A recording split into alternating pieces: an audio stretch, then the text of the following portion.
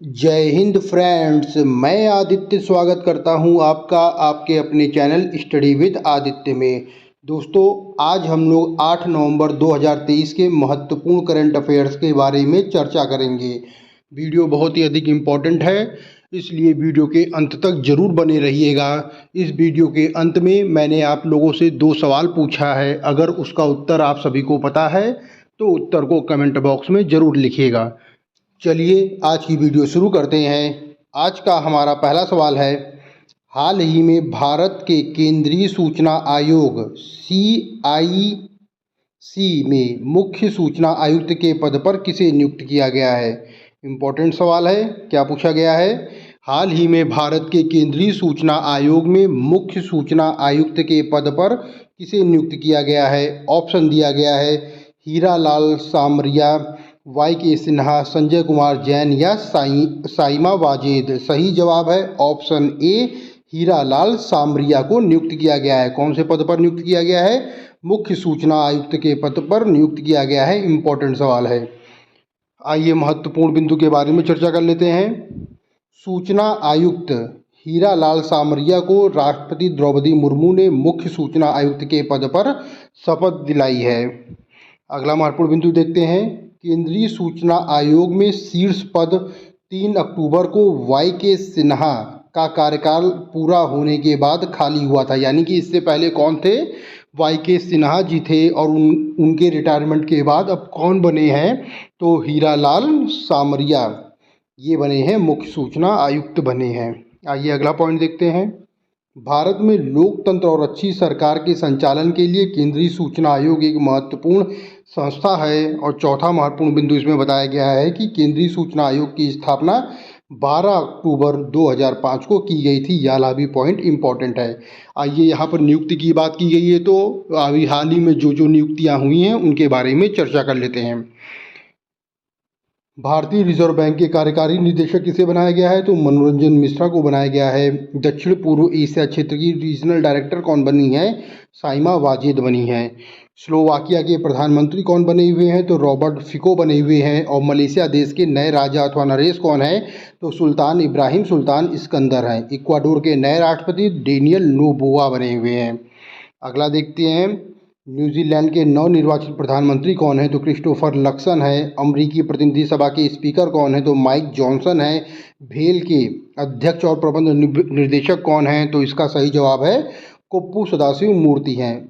भारतीय महिला टीम का कोच किसे बनाया गया है? अमोल मजूमदार को बनाया गया है। अगला देखते हैं महत्वपूर्ण बिंदु। संयुक्त राष्ट्र में भारत के स्थायी प्रतिनिधि कौन है?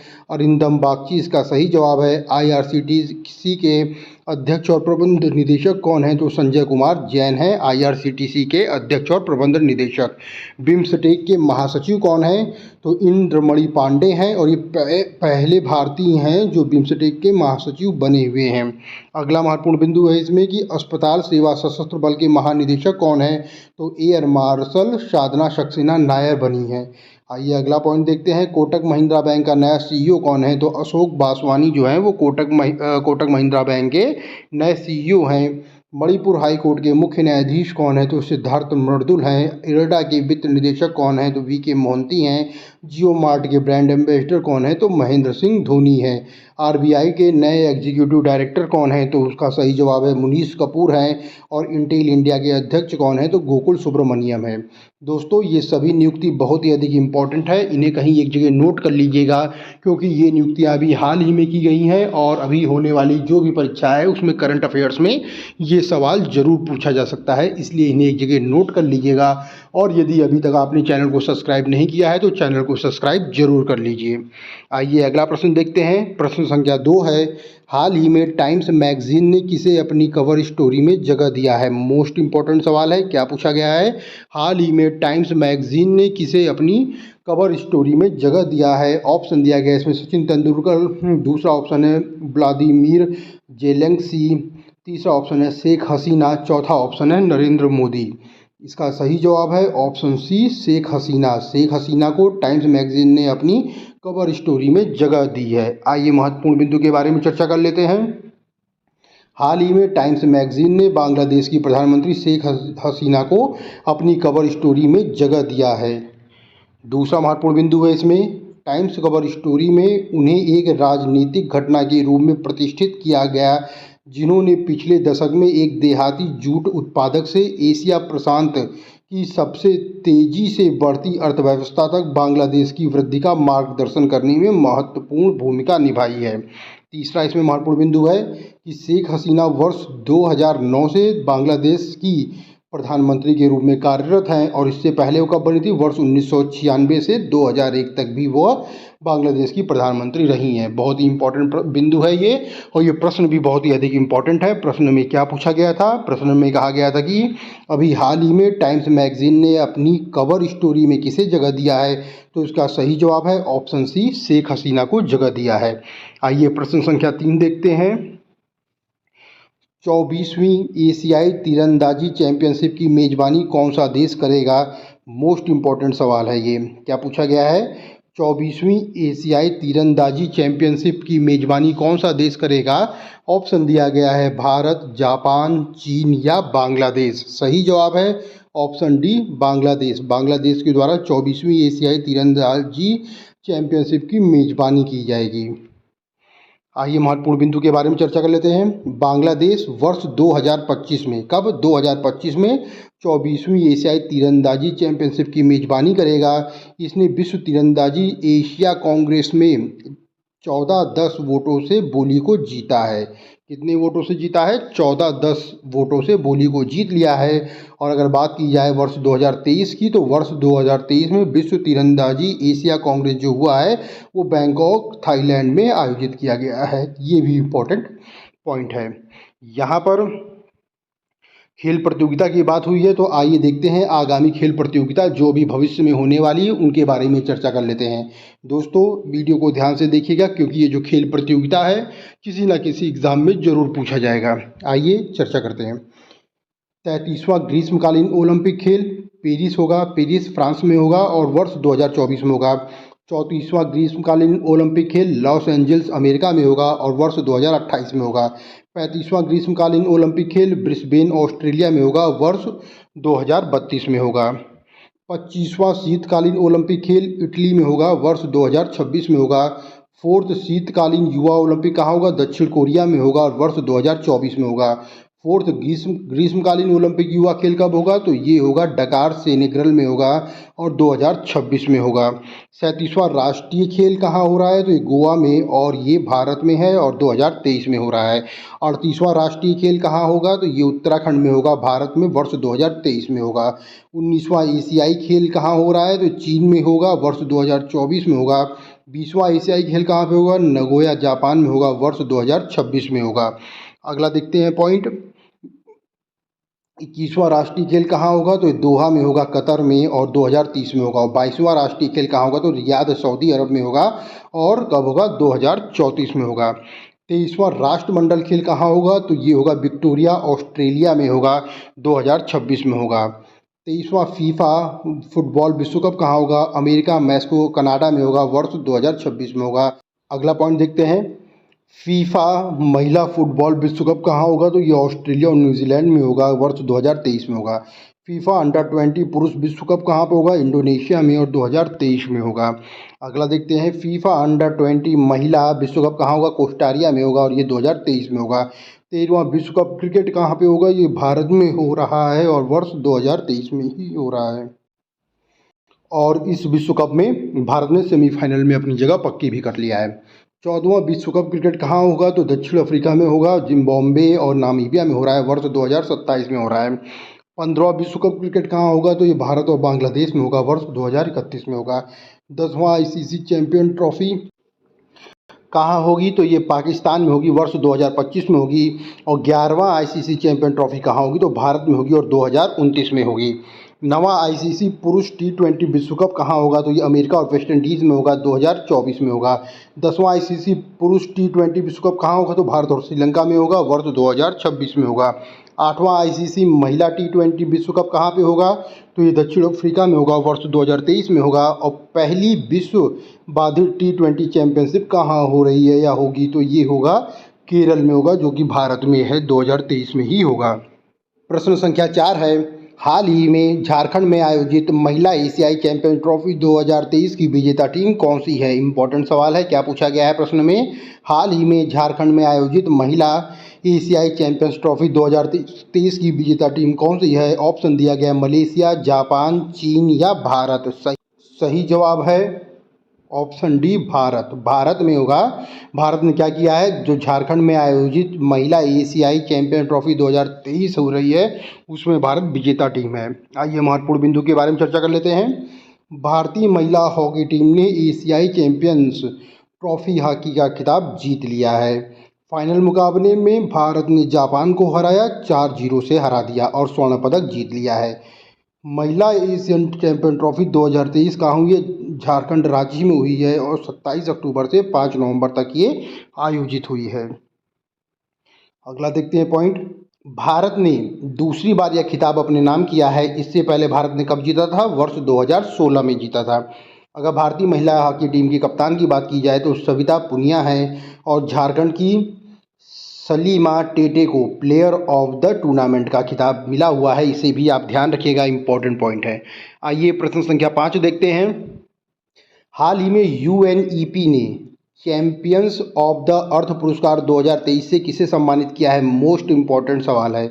क्या पूछा गया है? हाल ही में यूएनईपी ने चैंपियंस ऑफ द अर्थ पुरस्कार 2023 से किसे सम्मानित किया गया है? ऑप्शन दिया गया है इसमें जोसेफिना बेलमोंटे, फंडाको, एलन मैकार्थर, जोस मैनुअल मोलर या उपयुक्त सभी। सही जवाब है उपयुक्त सभी। उपयुक्त सभी को यूएनईपी ने चैंपियंस ऑफ द अर्थ 2023 के पुरस्कार से सम्मानित किया है।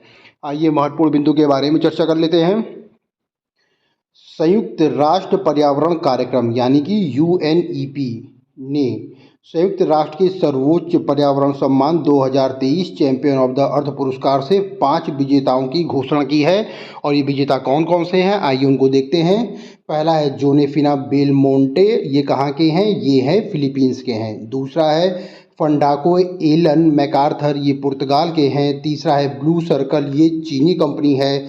चौथा है जोस मैनुअल मोलर, ये स्पेन के हैं। और पांचवा वैज्ञानिक और औद्योगिक अनुसंधान परिषद दक्षिण अफ्रीका। इन पांचों लोगों को ये पुरस्कार मिला हुआ है। कौन सा पुरस्कार मिला हुआ है? चैंपियंस ऑफ द अर्थ पुरस्कार से सम्मानित किया गया है। पांचों नाम आपको ध्यान रखना है, बहुत ही अधिक इंपॉर्टेंट है। अगला प्रश्न देखते हैं। प्रश्न संख्या 6 है। सीबीएसई का नया प्रशासनिक कार्यालय कहाँ स्थापित किया जाएगा? इंपॉर्टेंट सवाल है। क्या पूछा गया है प्रश्न में? सीबीएसई का नया प्रशासनिक कार्यालय कहाँ स्थापित किया जाएगा? ऑप्शन दिया गया है यूएई, इजराइल, जापान या ब्राज़ील। सही जवाब है ऑप्शन ए यूएई। यूएई में सीबीएसई का नया प्रशासनिक कार्यालय स्थापित किया जाएगा।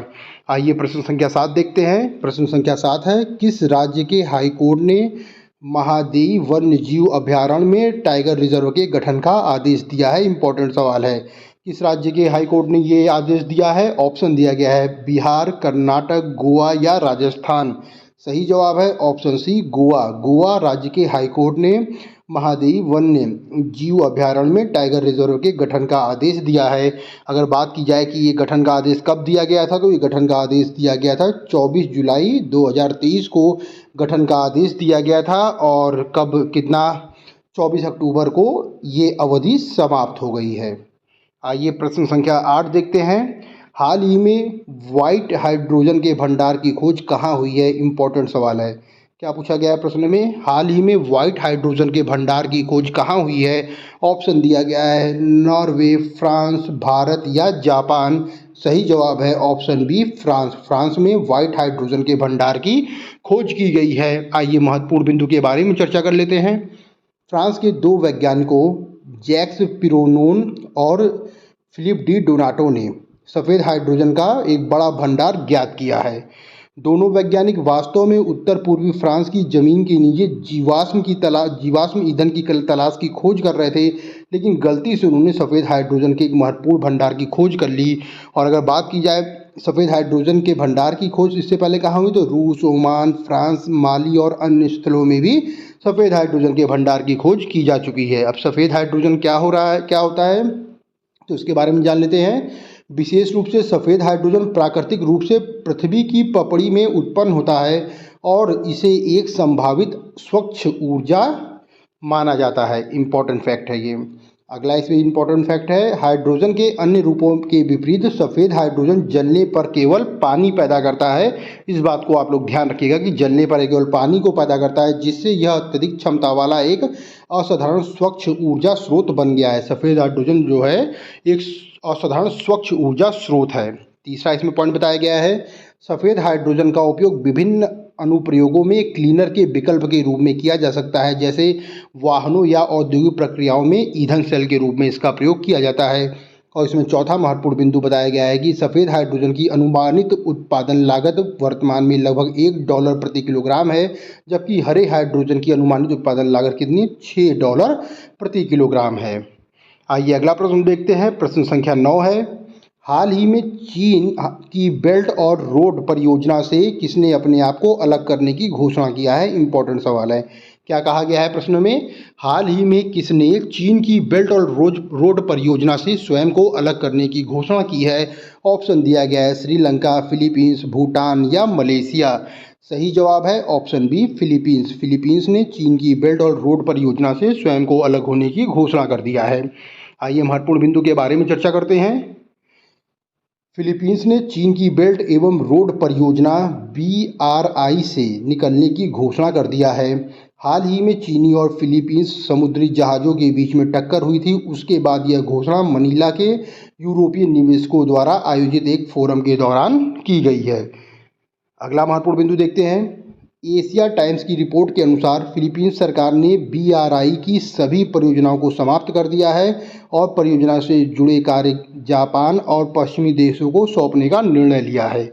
अगला इसमें पॉइंट देखते हैं। BRI से बाहर निकलने के निर्णय के बाद फिलीपींस और चीन के रिश्तों में खटास हो गई है। इसे भी आप लोग ध्यान रखिएगा। पांचवा महत्वपूर्ण बिंदु है, महत्वाकांक्षी परियोजना बेल्ट एंड रोड इनिशिएटिव यानी BRI की शुरुआत कब हुई थी। वर्ष 2013 में हुई थी और जिसका उद्देश्य था वैश्विक व्यापार और बुनियादी ढांचे के विकास को नया आकार देना था। लेकिन अब क्या हुआ है कि इसमें फिलीपींस ने अपने आप को अलग कर लिया है। आइए आज का अंतिम प्रश्न देखते हैं। प्रश्न संख्या 10 है, हाल ही में अंतर्राष्ट्रीय क्रिकेट में टाइम आउट से आउट होने वाला पहला खिलाड़ी कौन बना है। इम्पोर्टेंट सवाल है।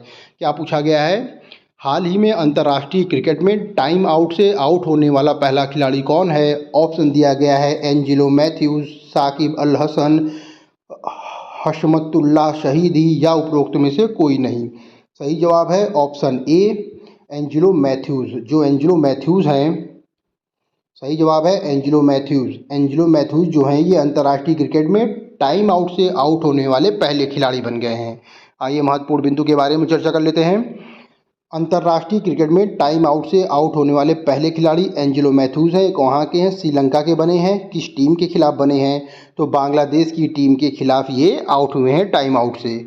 और मैच कहाँ पे हुआ है, तो मैच नई दिल्ली में हुआ है, अरुण जेटली क्रिकेट स्टेडियम में हुआ है। और गेंदबाज और बांग्लादेश के कप्तान साकिब अल हसन की अपील के बाद अंततः उन्हें टाइम आउट करार दे दिया गया है।